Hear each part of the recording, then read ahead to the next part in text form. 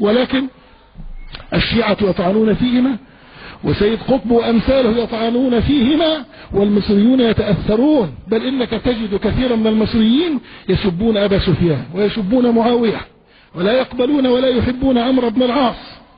وأكثر المصريين يسبون يزيد رحمه الله، يسبون يزيد بن معاوية، وما يدرون أن سبهم ليزيد سيؤدي إلى سبهم لمعاوية رضي الله عنه، ثم سيؤدي إلى سبهم لرسول الله صلى الله عليه وسلم. تأثير الشيعي موجود، يطعن في بعض الصحابة دون بعض، ثم يصل بعد ذلك إلى الطعن في جميع الصحابة، لا سيما أبا بكر وعمر. الشيعة يحقدون حقدا رهيبا على أبي بكر لأنه ثبت في حرب الردة.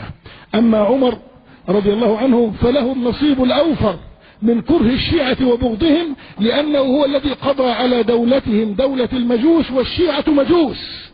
هو الذي قضى على دولة المجوس، دولة الفرس، ودك حكمهم ودك ملكهم، وصارت البلاد بلادا إسلامية بفضل الله، ثم بجهود عمر بن الخطاب رضي الله عنه. فالشيعة مجرمون يسبون فيهم